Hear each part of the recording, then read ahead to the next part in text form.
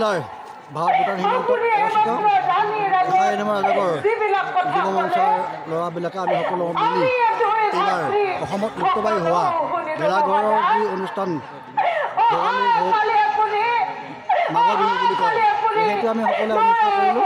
এটা ডাঙৰকৈ সুউচ্চ ওখ কৰি ভেলা পুঁজি বনাই আৰু গাঁৱৰ সকলো মিলি একেলগে লগ হৈ প্ৰীতিভোজ খালোঁ আৰু তাৰ লগত সংগতি ৰাখি যোৱাকালি খেল ধেমালিকে আদি কৰি আমি নিশা 2 মাহ ৰাতি নিশা আমি দুযোৰা নাগা নাম আমন্ত্ৰণ কৰি আছোঁ।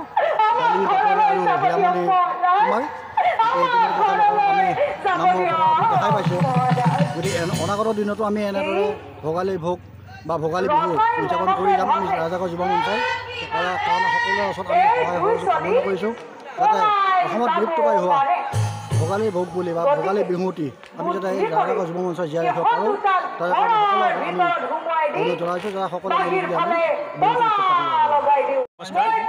আমি ৰজাগড় যুৱ মঞ্চই ৰজাগড় চহৰীয়া চকৰ ওচৰতে দক্ষিণ চুবুৰীত এটি ভেলাঘৰ নিৰ্মাণ কৰি পুঁজি নিৰ্মাণ কৰি এই ভেলা পুঁজিৰ জৰিয়তে আমি যে ভোগালীৰ ভোগ উপভোগ কৰিব পাৰোঁ। এই ভোগালীৰ ভোগৰ জৰিয়তে আমি অসমবাসী সমগ্ৰ অসমীয়া জাতিয়ে যে অসমীয়াৰ এটা কৃষ্টি ধৰি ৰাখিব পাৰোঁ এইটো আমাৰ এটা যুৱ মঞ্চৰ প্ৰচেষ্টা। এই প্ৰচেষ্টাৰ জৰিয়তে আজি আমি দ্বিতীয় দিনৰ কাৰ্যসূচীত নাগাৰা নামৰ আয়োজন কৰিছোঁ।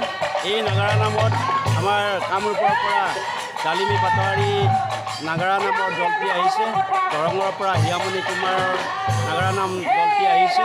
তেওঁলোকে এতিয়া সুন্দৰভাৱে নাগাৰা নাম প্ৰদৰ্শন কৰি আছে আৰু ইয়াৰ পিছত নাগাৰা নাম শেষ হৈ যোৱাৰ পিছৰ দিনাখন আমি আমাৰ এই অঞ্চলৰ এই চুবুৰীটোৰ যিখিনি আমি বাপ বান্ধৱ আই মাতৃ ভক্তপ্ৰাণ বাপ বান্ধৱে এই অনুষ্ঠানটিত আমি সহায় সহযোগ কৰিছোঁ। আমাক সহায় সহযোগ কৰিছে, দান দক্ষিণাৰে যথেষ্ট সহায় সহযোগ আগবঢ়াইছে। এই সকলোকে লগত লৈ আমি এটি প্ৰীতিভোজনৰ আয়োজন কৰিম।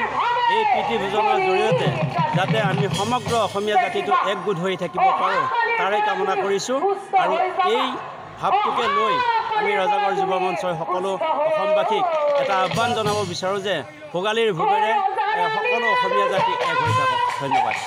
নমস্কাৰ।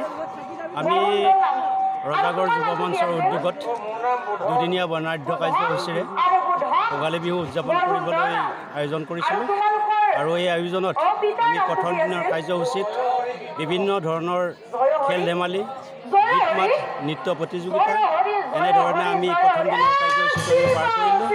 আজি দ্বিতীয় দিনতো আমি যোৱাকালি ৰৈ যোৱা যিখিনি কাৰ্যসূচী আছিল এই কাৰ্যসূচীখিনি আমি ৰূপায়ণ কৰিলোঁ। কৰি সদশেষত আমি সন্ধিয়া 6 বজাত যোৱাকালি আৰু আজিৰ যিখিনি প্ৰতিভা সন্ধানী ছাত্ৰ ছাত্ৰী বা খেলুৱৈসকলৰ যি প্ৰতিভা বিকাশৰ যিখিনি পুৰস্কাৰ আছিল সেই পুৰস্কাৰখিনি আমি বিতৰণ কৰিলোঁ।